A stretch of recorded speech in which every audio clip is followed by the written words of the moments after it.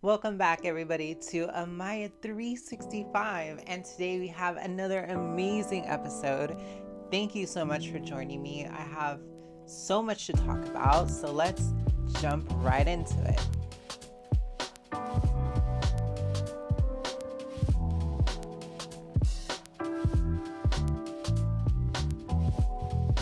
So today is February 1st, and we are talking Black History Month. And today I wanted to talk specifically about Black trans history and Black trans culture.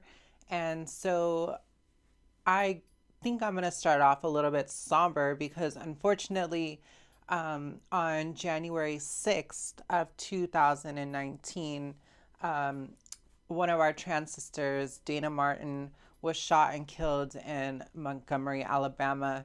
And that makes the first trans murder of 2019, which is absolutely devastating.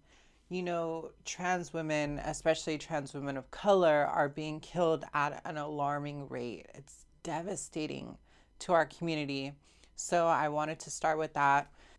So I guess I wanted to share a little bit about my experience of being a trans woman of color in the African American community and kind of like how it's shaped me into who I am. So when I was 18, I moved back out to Los Angeles. I lived in South Central, and it was an eye-opening experience coming from like a posh upper middle class family to living in South Central was a little bit of culture shock. My experience as a whole was fairly positive. I honestly don't identify too much with the Black culture because it wasn't something that I really grew up with. I was adopted, and my parents are white and Asian.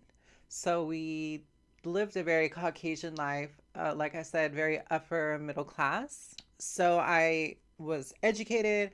I didn't really fit into that culture, like the ghetto hip hop lifestyle. Yeah, I liked it, but it wasn't something that I necessarily identified with. It wasn't until I got a little bit older in high school that I really started to like identify and kind kind of like mold myself and learn about Black culture because I was interested. I wanted to know about my past. I wanted to know about, you know, where my people came from, what the culture, traditional stuff is. I wanted to learn all of these things, hip hop culture, religious aspects. So when I moved to South Central, I really um, in, immersed myself in Black culture.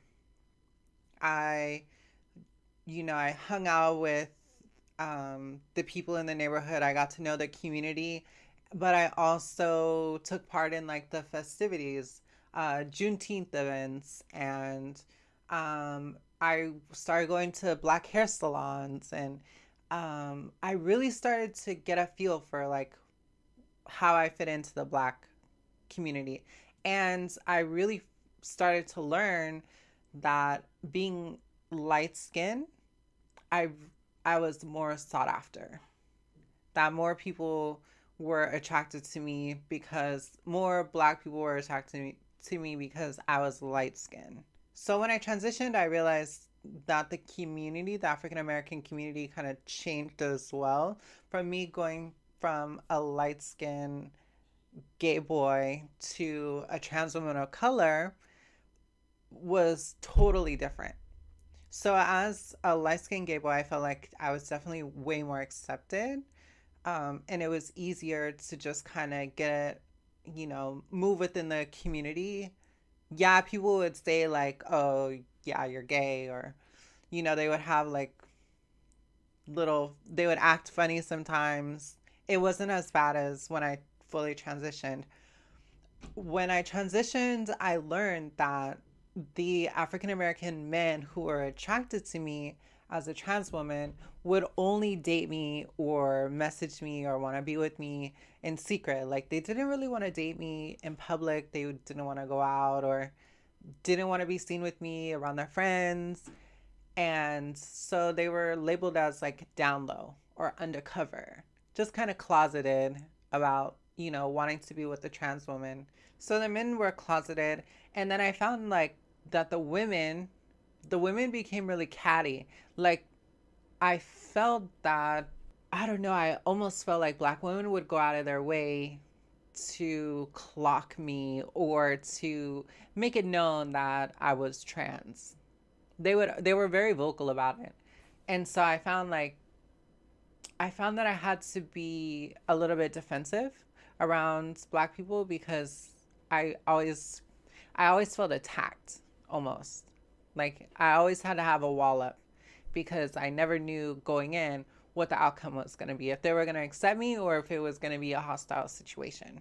So as I've come into my transition, I've definitely noticed that African American women are very vocal about not really liking the trans women, or especially trans women of color. And so I've definitely had my fair share of experiences where I've been out in public and a lady will be like, "Oh, um, they'll be like, "Oh, where did you get your wig?" Or they'll just blatantly be like, "Oh, that's the man," or just to be a hater, honestly, just to clock you, and it's almost like they're insecure about themselves. Recently, I just had the experience with this African American girl, also a light skinned girl. She's not unattractive, just kind of plain.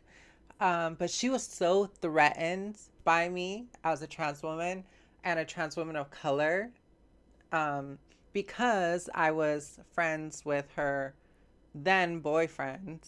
We had been friends for years, and I guess she found out that, oh, we had talked or something, that she basically found out that we were friends. And so she like went out of her way to like add me on social media, and then she messaged me like, "Oh, I know you hooked up with my boyfriend, blah blah blah." Um or I know you're trans and I know you hooked up with my boyfriend. And then she went on to message my fiance saying pretty much the same thing, like, "Oh, she cheated on you with my boyfriend." She was so threatened by me being a trans woman and knowing her boyfriend that I basically ruined the whole relationship that I even had, like the friendship that I even had with this kid, because I just blocked him on everything. I was like, actually, we at this point we can't even be friends. Like, your girlfriend is psycho. She's threatened. She's intimidated.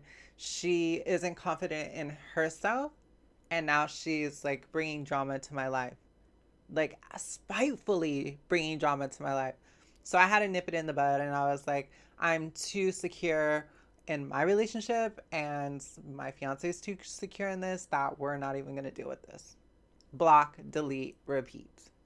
And so I felt like the African American culture, especially the cisgender women, are so threatened sometimes by trans women of color that they do like spiteful, malicious stuff to try and clock or to make themselves feel better.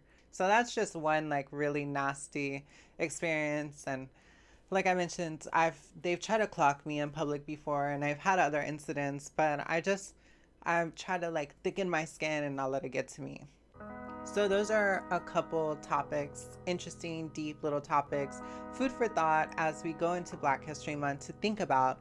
Go support that local Black business. Let's bring the Black LGBT community. Let's bring the Black faith community together. Lift each other up and live our blessed lives. Live them to the fullest, people. But that's all I got for you today. I hope you guys are enjoying Black History Month. Valentine's Day is coming up. I have some great stuff for you in the next episode, so stay tuned, and I will see you guys soon. Bye.